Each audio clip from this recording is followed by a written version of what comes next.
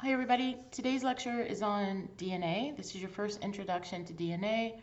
It's actually pretty exciting.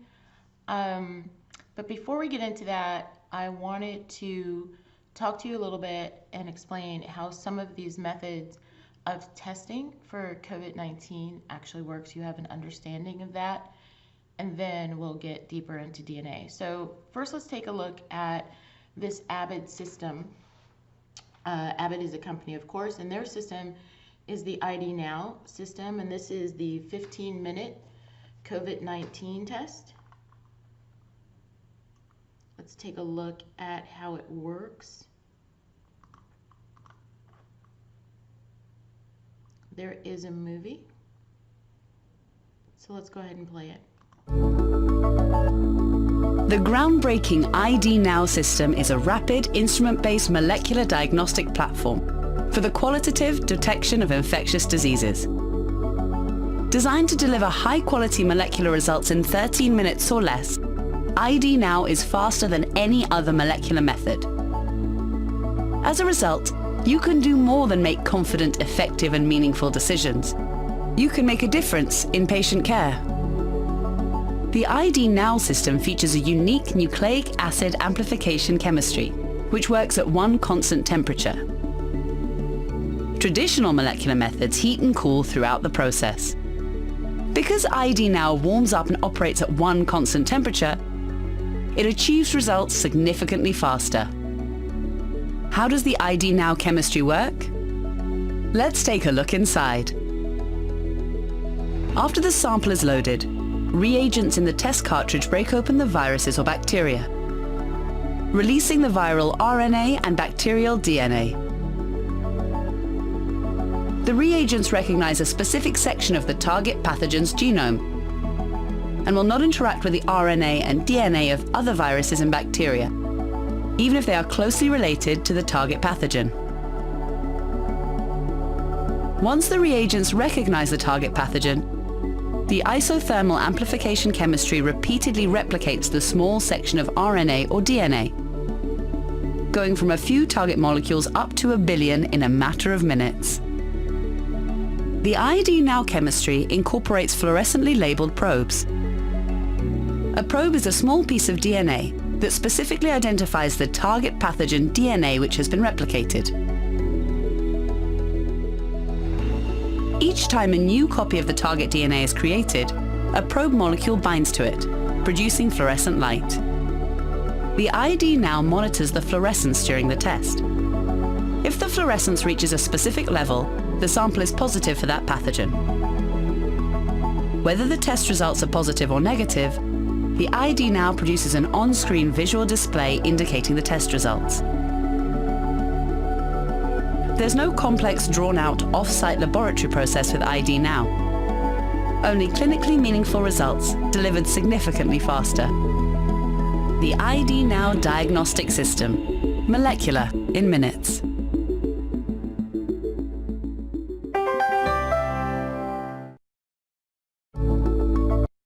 Okay, so you should take a moment of your time to look up some of the issues that have popped up with the ID Now system, because when it first came out, everyone was so thrilled. We've now got this 15-minute test. It doesn't have to go to the lab. How fantastic. So take a look and educate yourself on why it's not everywhere, right? So make sure you go ahead and do that. We're going to move on and take a look at another type of test. And this is a different company, and they have a 10-minute rapid test that looks at IgG and IgM. Okay, so they're looking at antibodies, which is very different than the Abbott test, which is actually looking at a specific piece of DNA or RNA as the molecular target. This is actually looking at the antibodies that are present in the person. So let's take a look at how these antibody tests work. An antibody test, rapid test, and whether or not you're looking for an antibody, which is a protein, as you know from your previous studies, very special type of protein, or whether or not you're looking for a different type of protein, such as in a pregnancy test, um, you're using what's called lateral flow immunoassay. So let's look at how lateral flow immunoassay works to identify a protein target.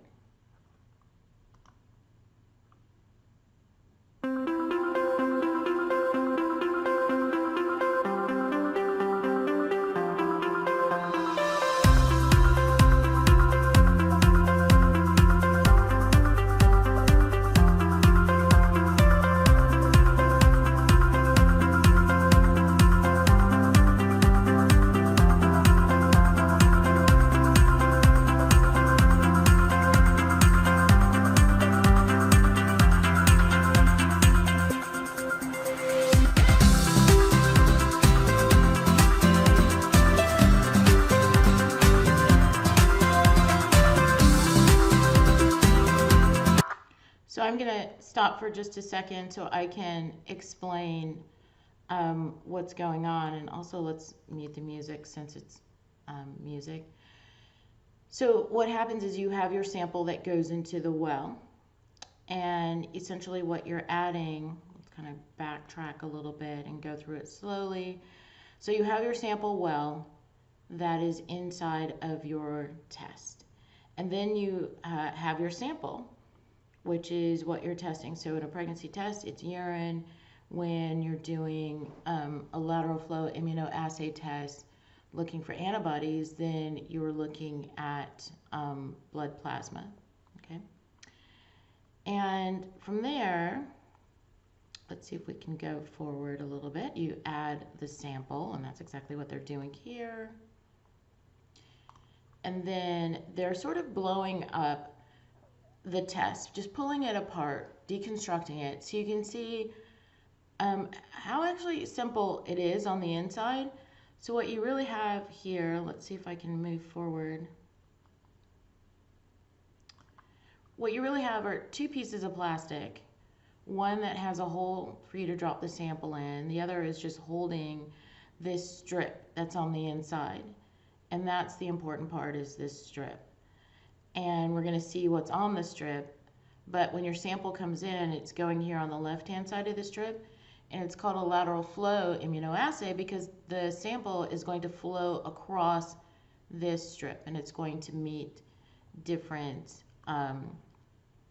parts that are actually put on the strip. So let's kind of continue to move forward a little bit. Here what we're seeing is a blow up of the strip itself, and you can see we've got the target, the sample that was put in, and the sample is going to have different proteins. It's going to have a mixture of proteins. It's going to have the target protein that you want, but it's going to have all these other proteins in it that you're not actually targeting for. And that's what they're trying to illustrate here with the different colors. And so the proteins move forward, right, just through diffusion, remember that?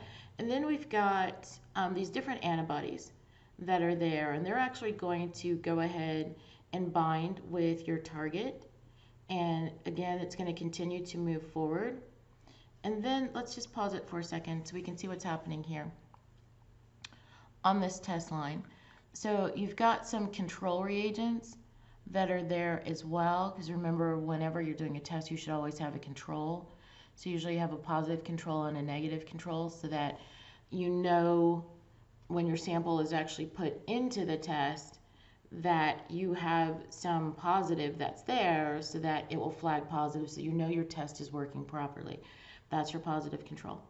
And then you also have a negative control, so that you know when the test is negative that it actually is going to show you a negative, right? And so that's what these different antibodies are there for, so that you can have your different controls. And then you have the binding that's occurring, and it continues forward. There's our control line showing up, right? And we have our target molecule that's coming through. And then it's continuing to move forward through diffusion. We've got the pad that's actually showing. And here it's blowing up, and giving you a better look at what's happening on the molecular level. So we have this capture antibody that's on the test line, right? And then we've got the target. And this is where our antibody binding site is. So we've got one antibody here, which is the capture antibody. We've got our target molecule. Then we have another antibody that's conjugated with gold, and it's actually immobilized on the pad, okay? And then we've got this gold particle. And so what happens is the capture antibody that is very specific for your target is going to capture the target. But then you're going to have the target captured as well by this other antibody that is specific for your target. But now it's got basically this indicator that can be seen, which is the gold particle, okay? So we put an indicator on it, like a flag, that, hey, the antibody has been captured. Because you can't visually see your capture antibody capturing the target. There's no way to know that it actually captured the target unless you go ahead and add another flag, another indicator, to let you know that that target has actually been captured. Okay, and that's what they're showing here. So it's two antibodies working together so that not only are you capturing your target, but also you can tell when it has been captured. Okay. And so essentially what they're showing you now is as you go across the pad, now you've got indicators that are going to show you whether or not you've got a negative result or a positive result, because this line that is negative, that's your negative control, lit up to say, hey, there was no capture, right? The flag held on to nothing. There's no flag. But then you've got a positive result. So the positive result, if you look at it, you can see that we've got both our negative control to show us that our negative control is working properly. We've got the actual sample positive, and then we've got our control positive line. So we know that the test was working correctly, and we also know that our sample is showing us a true positive. Okay.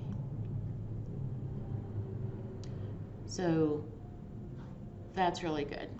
So this is sort of the breakdown of the use of lateral flow immunoassays.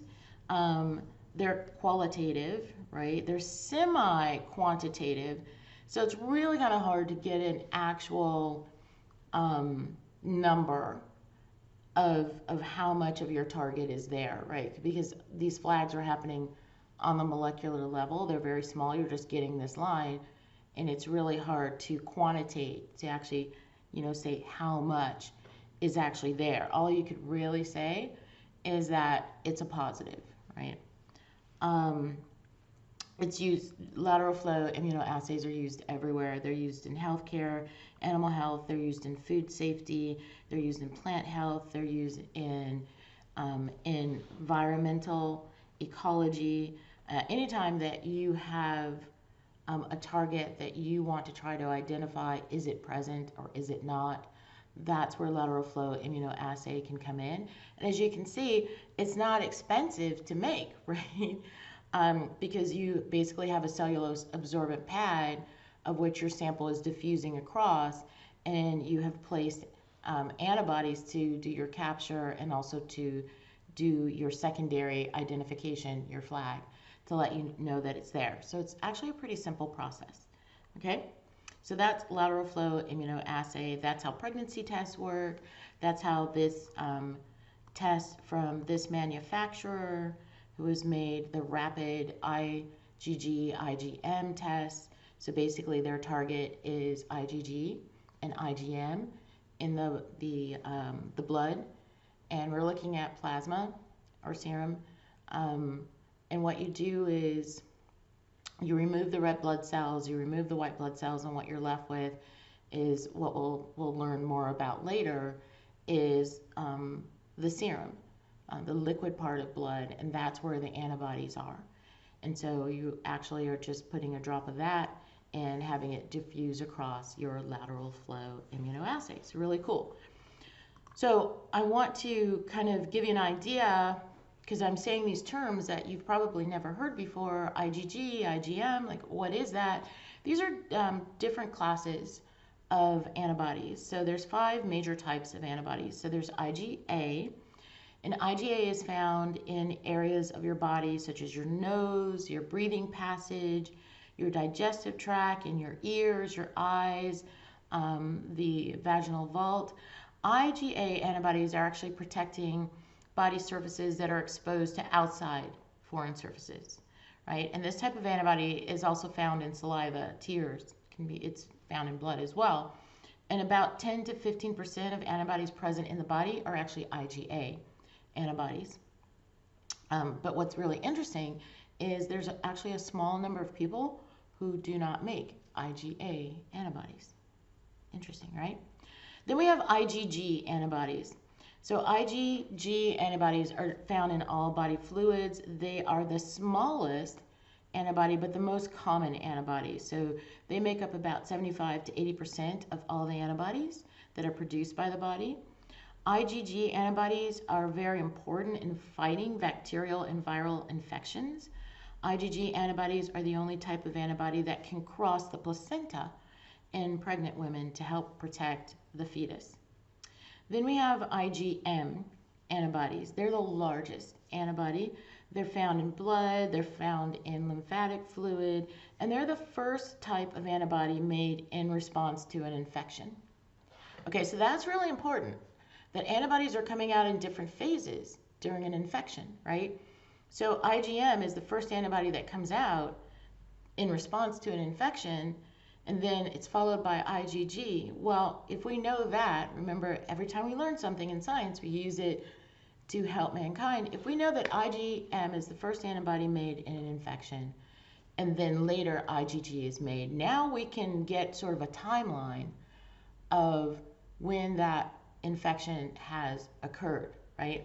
Because if we measure and we only see IgM antibodies, we know we're early in the infection, right? But if we measure and we see both IgM and IgG antibodies, we know that we're later in this infection. So we can put a timeline to it based on the antibodies that we see, which is really cool, right? That's why that test is actually measuring IgG and IgM. All right, so IgM also can cause other immune system cells to destroy foreign substances. So they're really cool. IgM antibodies are about 5 to 10% of all the antibodies that are in the body. And then we have the class of IgE. IgE are found in the lungs, the skin, mucous membranes. They cause the body to react against foreign substances such as pollen, fungal spores, animal dander. They're involved in allergic reactions, milk, medicines, some poisons. IgE antibody levels are often high in people with allergies. So again, we can use that knowledge if we're trying to figure out, we have a patient who is having a reaction. We don't know, is this a reaction to a virus? Is it a reaction to a bacteria? Is this an allergic reaction? We can actually go ahead and run the antibodies. We can order a panel to look at the different antibodies and see what's there. If we see this huge spike in IgE, we know that this individual is actually having an allergic type of reaction, right? So that knowledge is very helpful. And then we have IgD. IgD antibodies are found in small amounts in tissues that line the belly or the chest. And we really don't know specifically how IgD antibodies work. So the most common antibody that we tend to look at in the clinic, in the hospital, when we're measuring antibodies are IgG, IgM, IgE, are the 3 most common panels that we will run. Okay, so now you know more about antibodies. But I want to show you sort of what the timeline looks like to antibody production, because you don't produce antibodies just right off the bat, like day 1 from infection with a virus to boom, I have antibodies. It just doesn't work that way. This is important to know and understand because this is the basis of our vaccines, right? We're trying to stimulate the body to actually make antibodies so that we have protection against whatever it is we're vaccinating for. So here we have the example of Lyme's disease, and we're looking at the specific level of antibody production here on our Y, and then we have the time frame to antibodies produced by the body over time. So we can see that from the time a person is bitten by a tick, because that's how you get Lyme's disease, you get bitten by a tick that carries Lyme's disease, then it takes 4 to 6 weeks to actually start that production of IgM. And the production of IgM is going to continue to climb over that 4 to 6 week period, right? And as IgM, this is the early stage of the response to the infection, as IgM is starting to go away, it's starting to wane, then we have IgG being produced. And IgG is starting to be produced at 6 to 9 weeks. So right at the peak of IgM, then we start production of IgG coming on board, okay? And so this can kind of help us understand the timeline. And this is different for every antigen, for every pathogen. There are some where we will keep our antibodies, IgG, for years. Like when you go to get a tetanus vaccine, you're going to keep those antibodies for 10 years, right? That's what we've measured. That's how long those IgG antibodies remain to help protect you. But there are some where you may only keep your IgG antibodies for 6 months or a year. Think about the flu vaccine, right? After about a year, you don't really have much protection. The antibodies, your IgG, will start to wane. So this timeline of how long the IgM and the IgG antibodies last is really dependent upon the pathogen. And that's why it's really important as we are doing our studies, our vaccine studies for COVID-19 vaccine, is part of what they're trying to discover and understand is at what point is the person actually making IgM antibodies? When are they coming on board? So the people who are getting tested with the new vaccine, they're having their blood drawn, and they're having it drawn every few weeks so that they can basically begin to plot this graph of when the IgM antibodies begin, how much antibody production is actually being made, and then at what point we can actually start to detect the production of IgG antibodies. Now, generally what happens is, in a vaccine, as you know, because you've had this done yourself, is you get the first vaccine, which would be here at time 0, and then generally anywhere from 4 to 6 weeks, somewhere in this peak, we give a booster. We give another vaccine so that we can kind of lift these levels and make them go higher so that we can get more of a protective immunity. Because the other thing that they're measuring during the vaccine trials is trying to determine how much IgM, how much IgG is needed to be protective. So just because you have it, meaning just because you can detect IgM, say here at this point, if you look at my cursor, it doesn't mean that that's enough IgM to actually prevent you from getting an infection, right? You have the antibody, but it's not what's called a protective level of antibody. And that's really, really important to make sure that vaccines that we deliver actually are going to elicit a protective level of antibodies, right? So that's what's being measured, that's what's being plotted, that's what's being graphed, and that's what's being determined when we're doing vaccine trials. The other thing that they're measuring and determining is, of course, when our IgG levels come on board, because we know that's important. That's the one that stays. That's the one we need for long-term protection, right? So IgM is great because it's immediate. It's right there, but then it goes away. And IgG has to come on board. We have to produce that in order to get long-term protection. And so they're going to be measuring when we start to see the levels of IgG, and also what those levels are. Are they protective levels? Are they high enough to actually cause protection? And then most importantly, how long the levels of IgG are actually remaining. Are they starting to wane at 4 months, right? Because right now what we're seeing in people who actually have the active infection of COVID-19 is their antibodies from the natural infection they're starting to wane at about 4 months. Well, that's not what you want for an antibody, for a vaccine, because that means you would have to booster that person with another vaccine at 4 months to kind of, boost things back up again. And are you going to have to do that every 4 months? We don't know.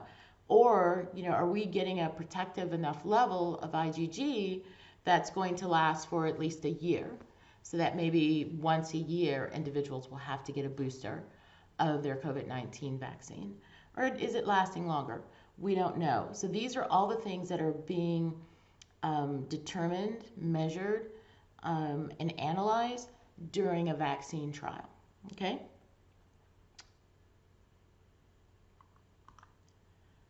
I do want to give you a closer look at what is happening during a COVID-19 infection. We've looked at the tests that are being built or are built in order to detect it. We're going to talk a little bit more about the gold standard test. But it's all based on how the virus is actually functioning. So let's take a closer look at that. Okay, so here in this illustration, what you'll see are the vaccine, or sorry, I have vaccine on the brain now, are the viral particles illustrated in this way. Okay, this is the SARS-CoV-19 virus here.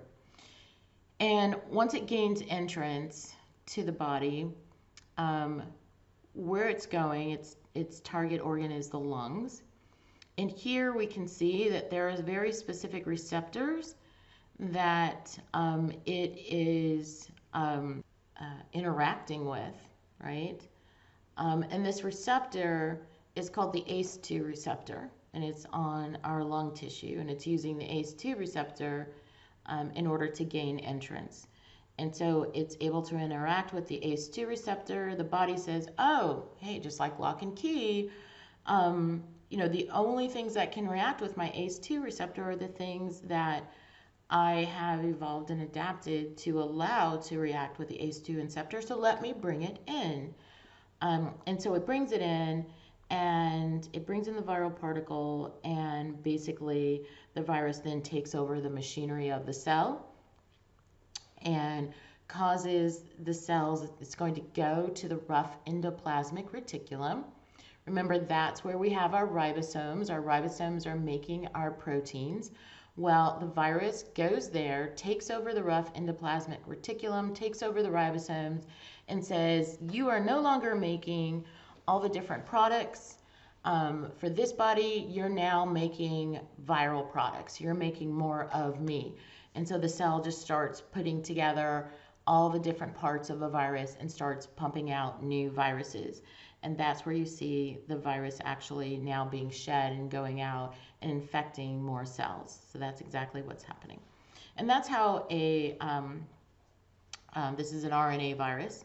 That's how an RNA virus works. So you're going to learn more about that as we get deeper into DNA and RNA, right? And how that actually is happening on a deeper level.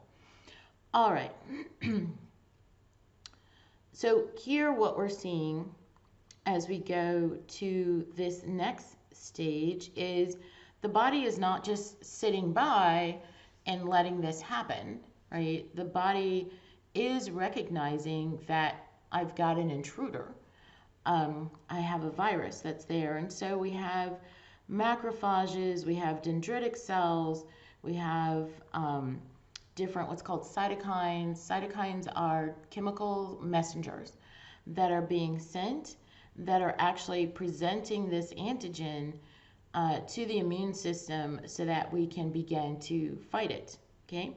And so what we start to see is we start to get what's called cellular immunity is beginning to happen. So we've got these cytokines that are talking to the T cells, and the T cells are now starting to change so that they can attack the virus.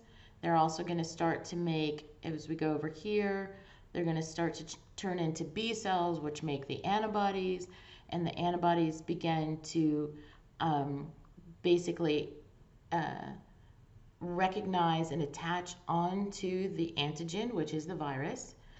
And so when that happens, now you have the virus coded in antibodies, and because it's coded in antibodies, it can actually make that receptor docking with the ACE2 receptor. So now the virus is there, but it's blocked. It can't get in, right? So that's one of the functions of antibodies. But antibodies also, not only are they helping to block those receptors so that they can't gain entrance into the cell, but they're also putting up a flag to the rest of the immune system, hey, come attack and destroy this thing. And so the immune system is coming to attack and destroy it. But what can happen is during this process, you can get all of these cytokines that are released. And here, if we look at the listing, we've got IL-6, IL-8, CCL2. You don't have to memorize any of these, by the way.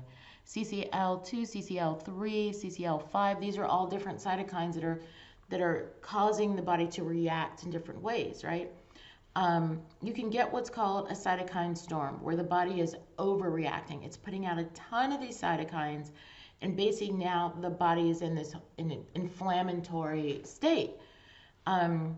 And that's very dangerous when that happens in your lungs, right? Just think about if you've ever had a wound on your finger and it's, red and it's raised and it's inflamed, and maybe you see some serum that's there, it's oozing, right?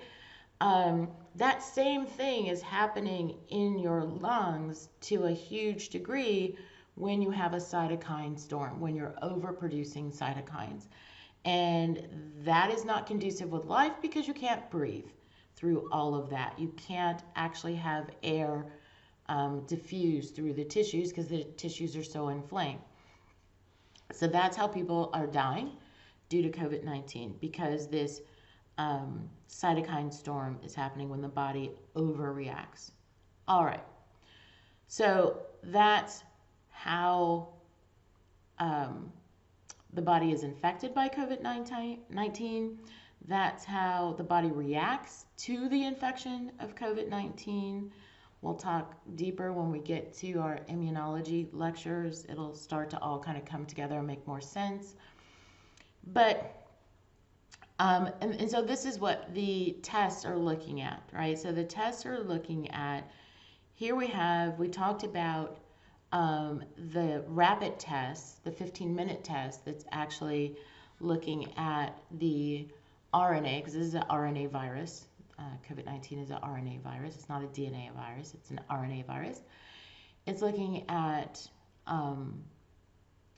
the levels, specific levels of RNA that are present.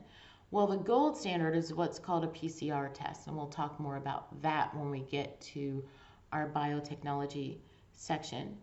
But PCR basically is kind of doing a version of what we saw with that rapid test, the Abbott test, except on a very, very detailed and precise level. That's why it's the gold standard. And so what you're doing is you're looking for a specific piece of RNA code. In this case, everyone is looking at the virus's spike protein, because it is the spike protein that's actually interacting with the ACE2 receptor. Okay, it's the spike protein that's doing that on the virus. And so they're looking at the code, the RNA code for the spike protein, and basically doing amplification. If it's there, amplifying it so we can, see that it's there. We can measure that it's there. That's what PCR is doing. That's essentially what is happening on this rapid test on a little bit of a cruder level, but still sort of the same principle. So that's one way of detecting. So now we're looking at diagnosis, we're looking at detecting, right? So real-time PCR is the gold standard, and that's what's done, where we're amplifying that target so that we know it's there. Because when we see that the spike protein is there, we're able to identify the spike protein in a sample, Well, we know that we have COVID-19 there, right? Because that's the only place the spike protein is going to come from. The other way to do it is through what's called high throughput sequencing, and that's where we actually are using another type of machine, a different type of machine, to actually sequence the DNA or the RNA of the virus. So sequencers only come in DNA. They can only read DNA. So we have to actually convert that RNA into DNA, translate it into DNA, and then run the sequence in order to identify it. So that's another way to identify it. We run the sequence, we convert it into DNA, we run the sequence, we see that it is the sequence for the spike protein, we have it. But the cool thing about high throughput sequencers is we can actually run the complete virus's genome, right? We don't have to just do the small spike protein, such as with PCR. Usually we're just doing one component instead of the entire genome using PCR. That is very difficult. But high throughput sequencers can do the entire genome. Okay, so you want to pick the right tool for the right project that you're working on. So if you just want to identify, do I have COVID-19 or not? Well, you don't have to run the entire genome to find that out, right? I can just do a rapid PCR for the spike protein and have my answer. Or if what you're looking for is to determine whether or not the patient that you're dealing with actually has a different mutated version of the virus, well, in that case, you're going to have to run the whole genome, right? And so you're going to use high throughput sequencing in order to do that, okay? When we talk about ELISA, ELISA is fairly similar to the lateral flow that we just took a look at. A little bit different, but sort of same concept. We'll talk about that a little bit later, but you're able to kind of separate and look at a specific target doing an ELISA, but you're using antibodies to do that. So it's antibody capture, just like we had with lateral flow. So basically the same thing. And then of course here under diagnosis we have the CT scan where you're looking at the lungs themselves and you're looking at the damage that's happening secondary to the immune response. Okay? All right. So now you have learned a lot about testing to identify the virus. You have learned about different methods of diagnosis of COVID-19, and you've learned about lateral flow, immunoassays, and you've learned on the molecular level what's happening with the virus, how it actually is infecting. So when someone says you have the infection, what does that mean? It means that the virus has gained entrance to the cells through the ACE2 receptor and is now co-opted the cells to make more virus, right? And the body is responding to attack the virus, but it can, and then part of that response is not only to attack the virus, but also to go ahead and to begin to make antibodies. But we know there's lag time with antibodies, right? But we have a response over and above the antibodies, and we'll talk about that a little bit more later. We're not unprotected because we have this lag time before we make antibodies. It's not like we don't have any protection until that happens, right? We have other forms of response. So we have our macrophages that are there. We have our cytokines that are coming out to actually begin to defeat it while we are, in that time lag of making our antibodies, okay? But the body, we learned, can overreact and create a cytokine storm where it's just pouring out cytokines and basically just attacking the tissues. And that's terrible when the tissues are your lungs because you can't breathe, and that's how people die, right? So you've learned a lot. But I want to carry on with the full basis of this lecture, which is learning about DNA. So you can see that the understanding of DNA, even though this is an RNA virus, the understanding of how all of this works is very, very important, right? All right. So you're probably familiar with these two guys. This is Watson and Crick. They are credited with finding the actual structure of DNA, figuring out what it looks like. But it turns out there is someone who we are pulling back out of history, who was left out of history because she was a woman, and this is Rosalind Franklin. And Rosalind Franklin actually was key to finding out the structure of DNA. So Watson and Crick based their work on Rosalind Franklin's work.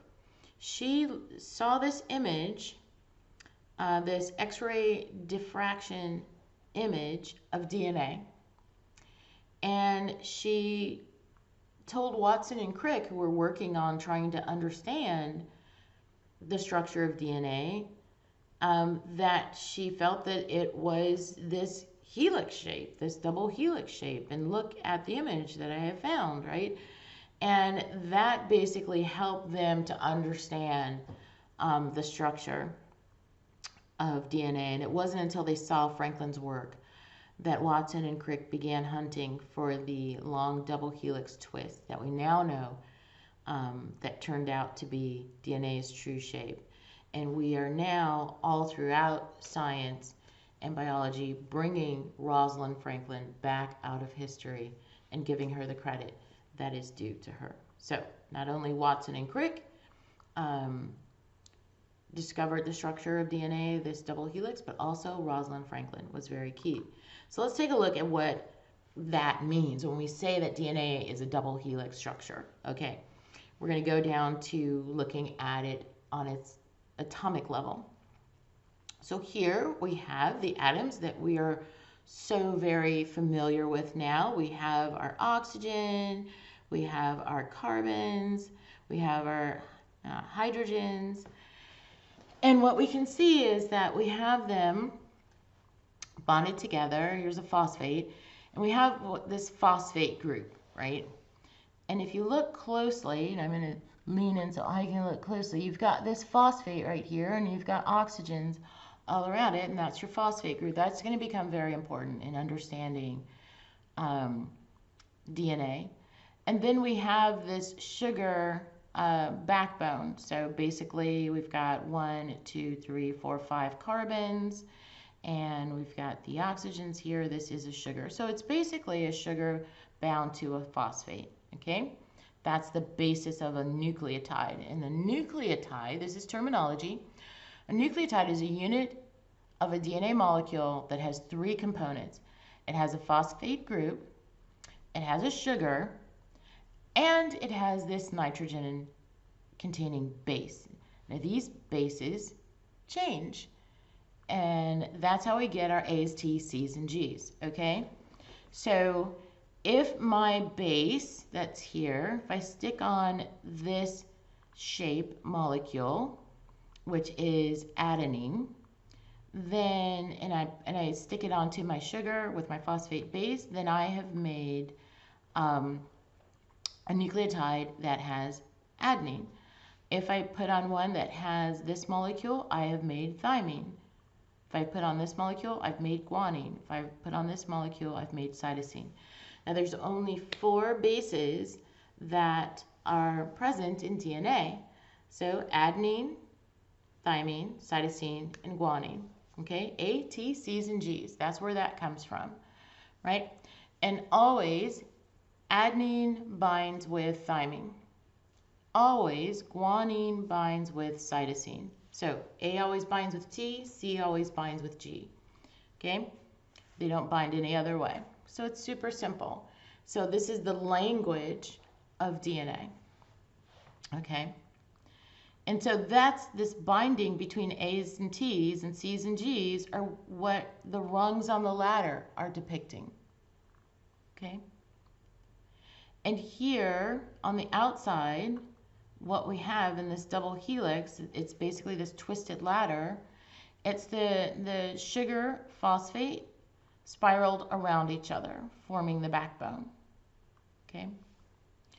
So you don't have to get too caught up in how the sugars are actually twisted to form the backbone. What I need you to know is that there are 4 bases in DNA. A, T, C's, and G. The A stands for adenine, the T stands for thymine, the C stands for cytosine, and the G stands for guanine. A always binds with T, C always binds with G. What's most important is this phosphate backbone, because this phosphate backbone gives it a negative charge. Okay? DNA has a negative charge. Okay? Super simple. Now, as simple as that is, DNA provides the instructions for building virtually every organism that we see on Earth, which is incredible. Oh, look.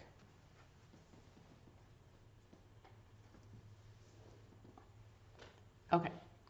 Every structure or every organism that we see on Earth is actually built through the instructions of DNA, which is incredible when you think about it because it's a 4-letter code, right?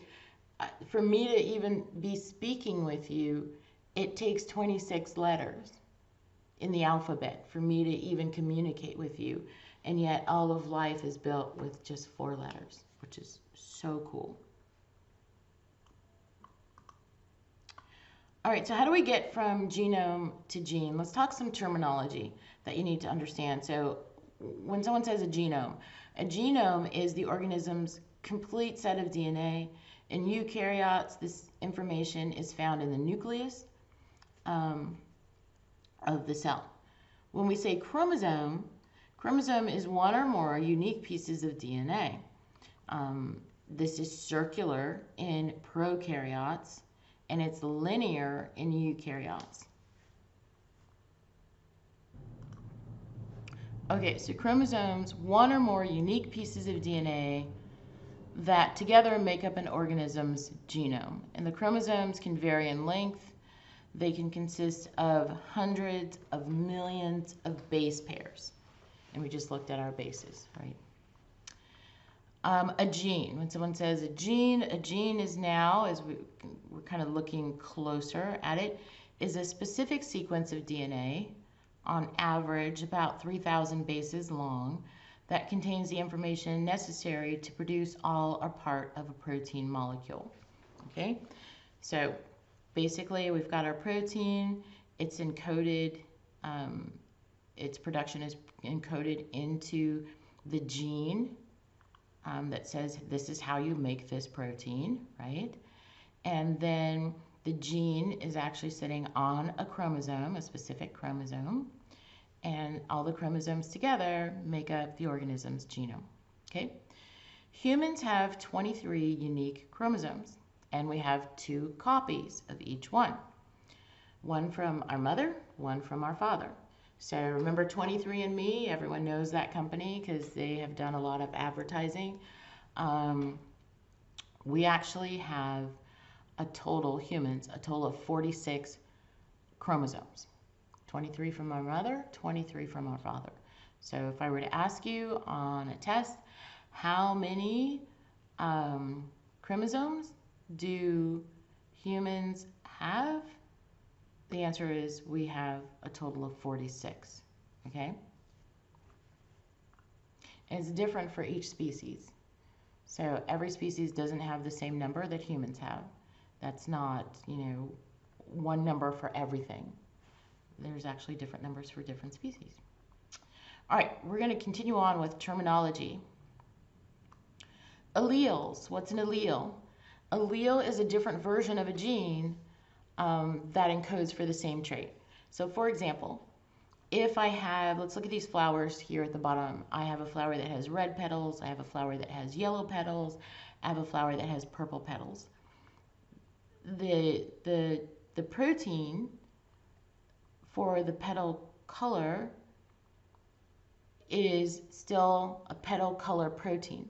However, it's slightly different because I can have one allele for that protein petal color that says make it red. I can have another allele, and think of alleles as versions. That's the easy way to think of it. I can have another version of that same gene that says make the petal yellow, and another allele that says make that petal purple. Okay, so alleles are just different versions of a gene that code for the same trait. Okay. Let's look at the genome size of various organisms, because we tend to think as humans that we have the biggest genome, right? We don't. We don't. When we look at the size of genomes and we compare it to other organisms, here's the size of our genome. This is estimated in millions of base pairs, okay? So we have about here 3,400, fruit fly 180, onion even larger than ours, 18,000, salamander even larger, 84,000, and amoeba. I mean, if this doesn't blow your mind, probably nothing will. An amoeba has a larger genome than we do, which is pretty incredible, right? And this is, again, in millions of base pairs. So an onion, something as simple as an onion, has 5 times as much DNA in every cell as a human does. And a salamander and amoeba have even more DNA than we have, okay? So now there's differences that we have to think about, right? So when we look at percentage of coding DNA found in various organisms, there's a difference. And that's the percentage of DNA that codes for proteins that we know of. We're still learning a lot. This is just what we know of thus far. When we look at the percentage of coding DNA, DNA that codes for specific proteins, 2% of our genome codes for DNA. 18% of our fruit fly's genome codes for DNA, or codes for proteins. Sorry. Let me rephrase that because I totally messed that up. 2% of our genome codes for proteins. 19% of a fruit fly's genome codes for proteins. 25% of a roundworm's genome codes for proteins. 28% of a Arabidopsis, and that's a plant, its genome codes for proteins. When we look at E. coli, which is our bacteria that is the laboratory workhorse that we use a lot, 90% of E. coli's genome codes for proteins. That's incredible that only 2% of our genome codes for proteins that we know of, right? We're still learning so much. There's still so much to learn in this genomic landscape because we are so early in mankind's even knowledge and ability to even look at the genome, to be able to break the code and actually read the code. But it's not the same for every organism. So when I say coding versus non-coding, what exactly does that mean? Let's look closer at that. So here we have a piece of DNA, and we have 2 genes. Here we have the gene 1, and here we have gene 2, okay?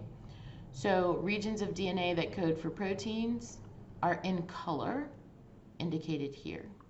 And regions of DNA that do not code for proteins are shown in gray. So even though they're still in the bounding area of a gene, not all the regions of that gene are coding for proteins, right? So 75% of non-coding DNA occurs between genes, which is here, between gene 1 and gene 2, that's non-coding, while 25%, called introns, because it's part of the gene, occurs within genes, and it's non-coding, okay?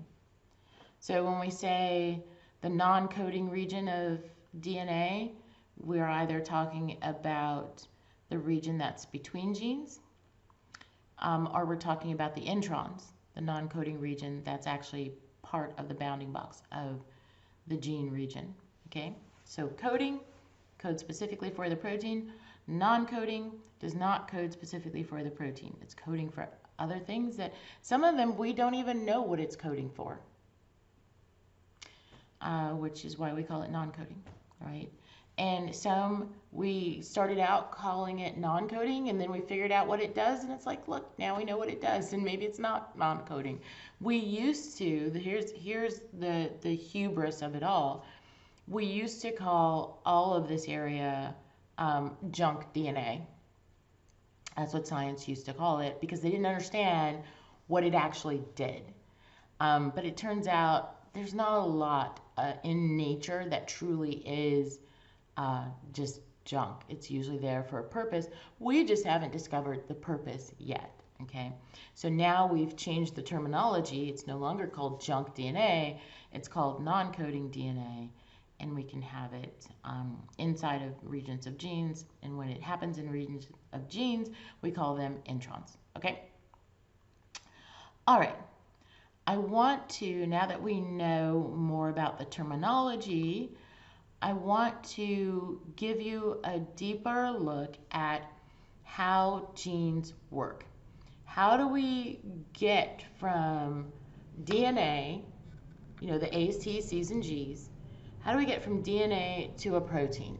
How does that happen? Okay, first I'm going to give you the overview, and then we'll look closer at each of these steps. So we have the DNA that's inside the nucleus. Here we have the nucleus here, and we've got the nuclear pores. Remember that? And the thing about DNA is DNA cannot leave the nucleus. So how do I actually make a protein in my ribosomes? And my ribosomes are in the cytoplasm of the cell. How do I get that information of how to make that protein to the ribosome if my DNA can't leave the nucleus? Here's how nature has solved it. All right, on our DNA, we have the genes. The genes are encoding for a protein. What happens is something called transcription. So we need to turn that message, the DNA message, which is like the recipe in a cookbook, we need to turn that message into RNA because RNA can leave the nucleus.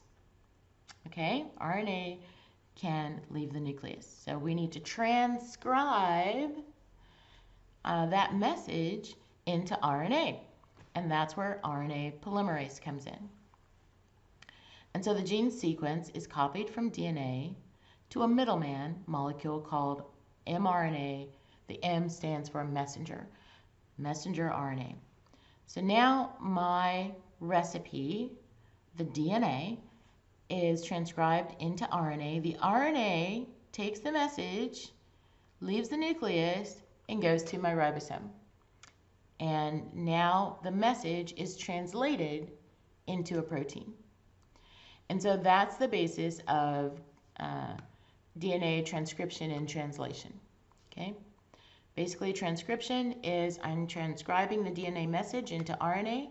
The RNA leaves the nucleus because it can, and it goes to the ribosome, and from there the message is translated into a protein. Okay? So let's look a little closer at those steps. In order for our bodies to function, we need to supply them with a variety of nutrients we get from our diet. Our bodies cannot use the food as it is when it enters our digestive system. The process of chemical digestion uses different proteins and enzymes to break down the food particles into usable nutrients our cells can absorb. And where are the instructions to manufacture these and all the different types of proteins we need to stay alive? The instructions to make proteins are contained in our DNA. DNA contains genes. A gene is a continuous string of nucleotides containing a region that codes for an RNA molecule. This region begins with a promoter and ends in a terminator. Genes also contain regulatory sequences that can be found near the promoter or at a more distant location. For some genes, the encoded RNA is used to synthesize a protein in a process called gene expression. For these genes, expression can be divided into two processes, transcription and translation. In eukaryotic cells, transcription occurs in the nucleus, where DNA is used as a template to make messenger RNA. Then in translation, which occurs in the cytoplasm of the cell, the information contained in the messenger RNA is used to make a polypeptide. During transcription, the DNA in the gene is used as a template to make a messenger RNA strand with the help of the enzyme RNA polymerase.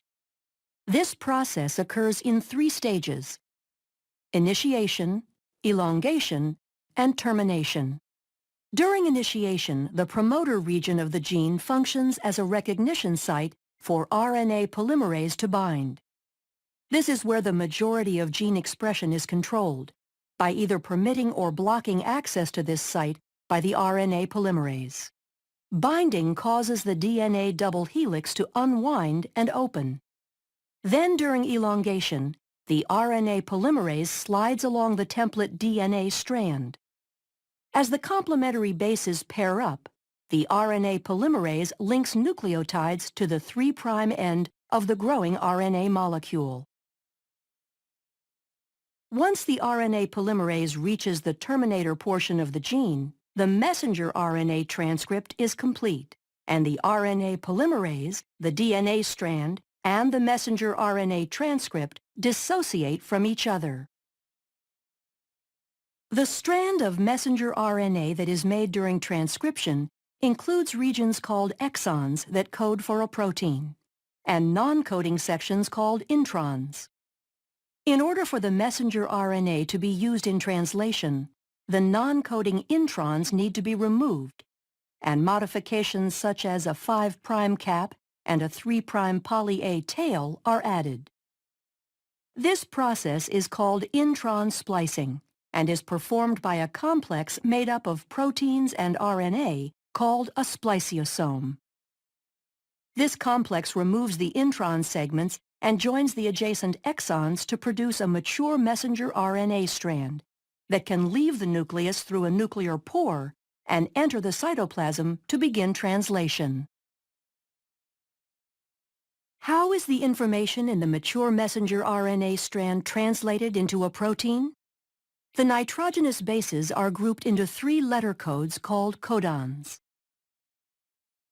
The genetic code includes 64 codons. Most codons code for specific amino acids. There are 4 special codons, 1 that codes for start and 3 that code for stop. Translation begins with the messenger RNA strand binding to the small ribosomal subunit upstream of the start codon. Each amino acid is brought to the ribosome by a specific transfer RNA molecule. The type of amino acid is determined by the anticodon sequence of the transfer RNA. Complementary base pairing occurs between the codon of the messenger RNA and the anticodon of the transfer RNA. After the initiator transfer RNA molecule binds to the start codon, the large ribosomal subunit binds to form the translation complex, and initiation is complete. In the large ribosomal subunit, there are 3 distinct regions called the E, P, and A sites. During elongation, individual amino acids are brought to the messenger RNA strand by a transfer RNA molecule through complementary base pairing of the codons and anticodons. Each anticodon of a transfer RNA molecule corresponds to a particular amino acid. A charged transfer RNA molecule binds to the A site, and a peptide bond forms between its amino acid and the one attached to the transfer RNA molecule at the P site. The complex slides down 1 codon to the right, where the now uncharged transfer RNA molecule exits from the E site, and the A site is open to accept the next transfer RNA molecule. Elongation will continue until a stop codon is reached. A release factor binds to the A site at a stop codon, and the polypeptide is released from the transfer RNA in the P site. The entire complex dissociates and can reassemble to begin the process again at initiation. The purpose of translation is to produce polypeptides quickly and accurately. After dissociation, the polypeptide may need to be modified before it is ready to function. Modifications take place in different organelles for different proteins. In order for a digestive enzyme to be secreted into the stomach or intestines, the polypeptide is translated into the endoplasmic reticulum, modified as it passes through the Golgi, then secreted using a vesicle through the plasma membrane of the cell into the lumen of the digestive tract. Proteins are needed for most physiological functions of the body to occur properly, such as breaking down food particles in digestion, and the processes of transcription and translation make the production of proteins possible. All right, so really cool. Seems like a very, very complicated process, right? But it's not. It's actually quite simple when you think about it. Basically, what you have is you have your piece of DNA. It has the coding region. It has the intron, which is the non-coding region. And it needs to have the message go to the ribosome in order to make a protein. DNA cannot leave the nucleus, so we need to transcribe it into RNA. And to do that, the RNA polymerase will bind on. It will go ahead and transcribe the message into RNA. Here is the thing that you need to know. In RNA, there is no T. So wherever there is a T in the message, remember our A's, T's, C's, and G's? Wherever there is a T in RNA, that becomes a U, right? Okay. And so now we transcribe our DNA message into RNA, and then the RNA leaves the nucleus and goes to our ribosome. Before it leaves, remember that we have our introns removed, our non-coding regions removed, right? And then they get these special end caps put on them so that it's fully processed and it's ready to leave. So it leaves the nucleus, and now it goes to the ribosome.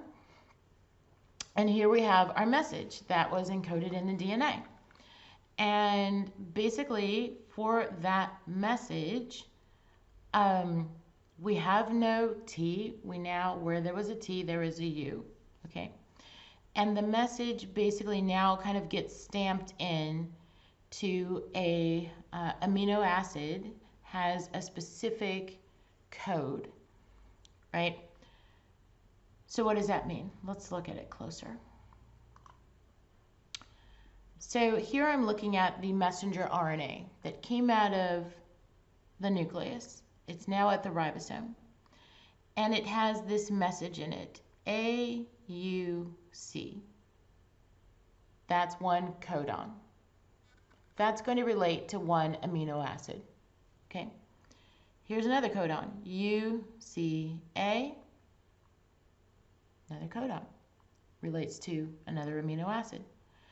AGC, another codon, relates to another amino acid.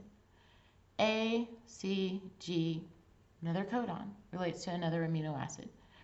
Here's how it relates to the amino acid. When I basically bond the corresponding RNA to my message, right, because that's the only way I can bond. Remember, when it's in DNA, A bonds with T, C bonds with G. However, in RNA, where there was a T, I have a U. So here in my codon, I have an A. So here I'm going to bind it with a U. Here I have a C, I bind it with a G. Here I have a G, I bind it with a C. And so what happens is, this codon message is read, and the matching anticodon, the matching 3 letters that bond with that codon, come in, and they correspond to a specific amino acid. Here, this amino acid is threonine, okay? And that's our amino acid. And remember, proteins are made up of amino acids. When I chain a bunch of amino acids together, when I bond a bunch of amino acids together, I've made a protein, right? So this is how we're making our amino acids. We basically are looking at our codon message. We're bringing in the corresponding anticodon that basically has the amino acid that matches that message, and we're putting them all together to make our protein. And so it's like a little stamping machine that's just coming in and bringing in the proper amino acid in order to put the protein together, okay? And all of this is happening in the ribosome. And the ribosome, if you remember, is on the rough endoplasmic reticulum, okay? So that is translation. And so we have worked out a chart as to what the codons all mean, which amino acid is encoded for each codon. And so this is called a codon table, where I can read the amino acid, I can read the codon, which is the 3 letters, right, the 3 bases. And here, for example, if my codon is U, then what's going to come in is the amino acid phenylalanine, okay? If my codon is UUC, also phenylalanine. If my codon is CCC, what's going to come in is proline. If my codon is UAA, that's a stop codon. It's going to stop, everything's going to dissociate. That's the end of the message, I've made the full protein. So that's my stop message. I have a start message, and that's AUG. So when I look at my messenger RNA, when I see AUG, that's where my protein building is going to start. That's my start message. And that is methionine that comes in, okay? So really cool. So we've worked out what all of those letters mean. So when I, for example, get a piece of, say, DNA from an organism, I put it through my next generation sequencing. Remember, that's how I actually get the entire genome. All the A's, T's, C's, and G's, I get them all in order. It's kind of like the pages, the letters, of a book. Well, now I need to read it. Okay, I've got a bunch of A's, T's, C's, and G's. What does that mean, right?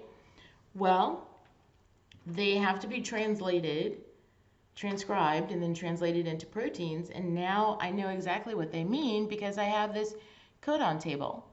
So once they get transcribed into RNA, messenger RNA, I can totally read it, and I know exactly what protein is being made, right? When it's CUC, I'm making leucine. And as I string them together, these different amino acids together, I'm making my protein. So not as complicated as it may seem at first glance. But I want to take a deeper look at how DNA functions. We have something called the operon that you need to know, that everyone who learns biology needs to know. And so an operon is a group of several genes. I'm back at the DNA now. Is a group of several genes along with the elements that control their expression as a unit. So when I'm talking an operon, I'm talking about a unit, okay? All within one short section of DNA. All right, so what do I have in my operon? I have a promoter region, and a promoter region is a region of DNA that RNA polymerase recognizes and binds to in order to produce the RNA transcript of the gene. So this is where the RNA polymerase is actually going to bind onto the DNA in order to start transcribing, right? It binds onto the promoter region. So now terminology, we're just learning the names of these different parts of the DNA, okay? And then I have what's called an operator region. This is the region of the DNA that a repressor protein can bind to and block RNA polymerase from transcribing the gene. So it makes sense because when you think about it, I'm not just making proteins willy-nilly, right? I'm not just like, I don't even know what protein I'm transcribing, but I'm just going to transcribe a protein. That actually doesn't happen. There are breaks and there's the gas. There's control, right? And so in order to slow down the production of a protein, I can repress it. And there's a repressor protein. And so when a repressor protein sits down on this operator region of the gene, then the RNA polymerase can't actually move forward to transcribe. Well, now I just repress making that protein. It's not going to be made, okay? And so we can see that we have control, right? We have things called regulatory genes, and these are genes which are located within the operon, near the operon or elsewhere in the genome, and they code for repressor proteins that impede transcription or translation. We also have what's called activator proteins. They're like the gas, and they can enhance transcription. So I can make special proteins that will stop transcription of another protein. I don't need it right now. I'm not going to make it, right? Or I can make more of a protein by using an activator protein, right? That just means make more, okay? So there's control over what is getting transcribed and translated. There's control over the proteins that I'm making. It's not just happening willy-nilly. And it's happening in the operon, and it's because I'm able to control what's happening in the movement in the promoter region. I can control that RNA polymerase moving forward by either using a repressor protein or I can use an activator protein. Slow it down, stop it, or speed it up, okay? That's why the operon is important. All right.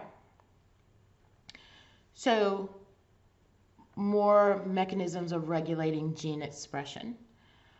So we talked about positive control. Those are activators. They can initiate or speed up gene expression.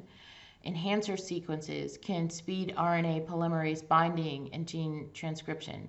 I can make things go faster, so I have positive control. There's also negative control. We talked about that. Repressors can block or slow down gene expression. There are different chemicals that can actually bind to DNA and block gene transcription, right? But then I also have, for more gene control, more regulatory control, I have post-transcription regulation. So mRNA processing, transport, enzymatic breakdown, all of this can be blocked or accelerated, right? So mRNA translation and protein processing rates can be altered. So that's just another way that I can control gene expression. So I can control it either from the actual expression of the gene itself being transcribed, or after it's transcribed, then I still have some control, right? I can control how it's transported, the speed with which it's transported to the ribosomes. I can control whether or not I'm going to break it down or block that messenger RNA that was already made. Or I can speed it up, right? So there is control. I want to show you one of these methods of control that everyone has to learn about. And this is what's called the lac operon.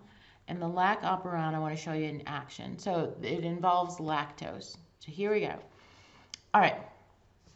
If lactose is present, the lac operon is actually on. All right. If lactose is not present, then the lac operon is off. What does that mean? Okay. Lactose removes or binds the repressor protein. So lactose can bind the repressor protein. So here I've got this repressor protein that's sitting here. That's in my my operator region. So here's a promoter region, right? And I've got this repressor protein sitting here in the operator region. And because that repressor protein is there, then my RNA polymerase can't bind. So no transcription is going to happen. Gene 1, gene 2, gene 3, not going to be made, right? Because I've got a repressor protein sitting in the way, blocking it. However, lactose can actually bind to the repressor protein and prevent the repressor protein from binding in the operator region. So it's taking the repressor protein off, right? And when the repressor protein is removed, because lactose bound to it, then my RNA polymerase can go ahead and move forward. It can go ahead and bind to the promoter region and then start transcribing. And now I'm making my gene 1, my gene 2, and my gene 3. And so this is the lac operon. This is lactose controlling the expression of gene 1, gene 2, and gene 3. Okay?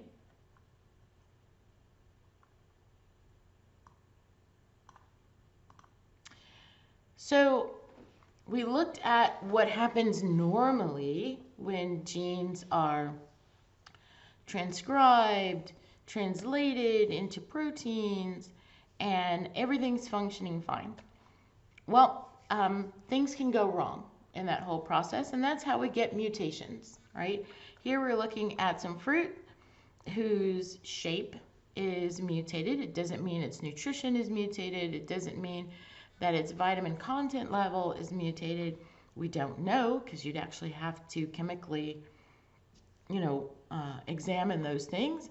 But typically, from other examinations that have been done in the past, when we see mutations in shape in fruit, it actually doesn't change the nutritional character of the fruits or the vegetables. We tend to find it disturbing and we don't want to eat mutated fruits. Here, this is an eggplant that, does not look like a regular eggplant. This part looks like just a regular eggplant, but we've got these other offshoots here. Here we've got a double mushroom. Here we've got a wonky tomato, double cucumber. So we have a natural aversion towards things that are mutated just because the nutritional content could be changed. However, we know because of science that the nutritional content actually isn't changed. And there's a whole company that sells mutated fruits and vegetables. They just don't look perfect, right? Nutritionally, they're the same. And they just came up. It's a new startup that just started. And it's kind of nice because there's so much food that's actually thrown away in different countries just because it doesn't look perfect, even though the nutritional content is the same. But mutations can happen, and that's what we're talking about right now. And sometimes they can be detrimental. So for example, here we have our friend the fruit fly. This is the little guy when you leave your bananas sitting out on the kitchen counter or your apples, all of a sudden you see all these little gnats, these are little fruit flies. Well, these fruit flies actually are another one of the workhorses that are in laboratories that are being studied. They've been studied extensively. But mutations can change the shape of a protein produced by the altered gene, and sometimes it can have disastrous consequences. So for example, here we have a fruit fly. The one here where my cursor is, we can see he has a normal eye. But here, the other fruit fly where my cursor is now, we can see he has a mutation to a gene for an eye shape that results in almost complete loss of the eye. So this fly cannot see. He's not as visual as this normal fruit fly. This one has a severe mutation that has caused an alteration affecting vision. So let's look at the different types of mutations. Okay, so mutations can happen. That's sort of this broad term, a mutation. Well, what exactly does that mean, right? So here, let's just take a look at this piece of normal DNA, right? And here is the mRNA that has transcribed it, and here is the protein that is translated from this piece of DNA, right? So the normal protein, as it should read, we've got methionine, cysteine, serine, glycine, arginine. Okay, that's what we should be making. But what can happen is we can get a nucleotide substitution. So here we look at the DNA, and instead of having this nucleotide, just look at the colors if you're able to look at the colors. If not, we can look at the shape. We can see that I just changed one base right here. And when I change one base, that's going to change the letter that's in my codon. Well, that could read for something, a protein, an amino acid that's completely different. And it did, right? Here, my second amino acid was supposed to be cysteine, but because of this nucleotide substitution that happened, I ended up with serine. Well, that just made a completely different protein. So now that's what's called a mutated protein, okay? So I can have a nucleotide substitution, or I can have a nucleotide insertion. Maybe what happened was there was a nucleotide, a new base came in to the DNA, slipped in to the actual bond, sorry. A new base slipped in, and what that does is that causes the whole frame to shift, right? Because it's reading in groups of 3, as you can see. It's reading in groups of 3. So if I slip in a new nucleotide, if I have a nucleotide insertion, then my whole reading frame is going to shift down 1, right? Well, that can change what's being translated. So now let's look at what happened when this guy slipped in and everything shifted down in the reading frame. My third one was supposed to be serine, but because everything shifted, my third one is glycine. My fourth one is supposed to be glycine.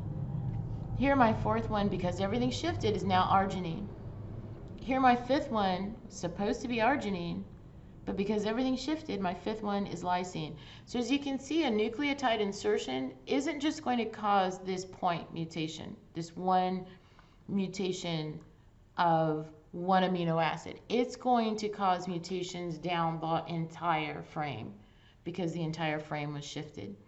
And that same thing happens with a nucleotide deletion. If I take out one nucleotide, if I remove it, the whole frame is going to shift once again, right? And now everything that is basically, downstream from that shift is going to read differently. And so these point mutations, nucleotide substitution, nucleotide insertion, and nucleotide deletion, these point mutations, the nucleotide insertion and the nucleotide deletion can be much more harmful than just straight substitutions, than just straight nucleotide substitution, because I'm altering the reading frame for the rest of the gene. Okay? So, types of mutations: I can have nucleotide substitution, I can have nucleotide insertion, and I can have nucleotide deletion. And these are all called point mutations. Okay. But that's looking at the nucleotides themselves. I can also have mutations on the entire gene level, right? So I can have, let's take a look again at our normal chromosome. Here we've got gene 1, gene 2, and gene 3, all right? This is what happens in the, quote, normal case. But I can have a gene deletion. The entirety of gene 2 can be removed, gone, right? Now this chromosome only has gene 1 and gene 3. Well, that's not good if gene 2 is encoding for something super important, like, say, the shape of the fly's eye, right? Or the human eye. That means that that one organism, that one individual, could be born without an eye, right? I could have gene relocation. So here I have gene 1 in the normal, gene 1, gene 2, and gene 3. Well, I could actually have here gene 1 completely relocated to a different chromosome. So instead of residing on this chromosome, remember we've got 23 chromosomes, one from the mother, one for the father, for a total of 46. So if a certain gene is supposed to reside, say, on chromosome, let's just say 15, and suddenly it gets relocated to chromosome 21, that's a problem, right? That's going to cause a completely different reading. Or it can have gene duplication. So remember in the normal, gene 1, gene 2, gene 3, suddenly I have gene 1, gene 2, gene 3, and another gene 3. That could be a problem, right? So there's different types of mutations. So in point mutations where one nucleotide is changed, here we're talking about whole chromosomal aberrations. Entire sections of a chromosome can be altered through gene deletion, gene relocation, or gene duplication. And this can have effects downstream, depending on what these genes actually encode for. It could be that a gene deletion, say of this gene 2, maybe gene 2 was just for, the shape of one hair on my arm. Maybe instead of it being, flat and 3 centimeters long, maybe it's going to not have any hair on my arm at all because I deleted the gene, right? Maybe it's something that's going to be inconsequential, right? But if this gene encodes for something like we said before, an eye, huge consequences, right? So it really just depends on what the gene encodes for. So let's look at how some of these aberrations and mutations can actually happen. So you would say, well, what can cause a gene deletion? What can cause a nucleotide substitution? What can cause these things? Smoking can cause it. Radiation can cause it. Here we have X-rays. Even though we use them, diagnostically, we have to remember that they're high energy photons. Remember that, our electromagnetic wave, where we talked about the energy of different wavelengths? Well, they can come in and basically that photon can hit a gene, knock it out, move it. It could hit a nucleotide, completely eliminate it, right? So that's how these things happen. That's how mutations happen.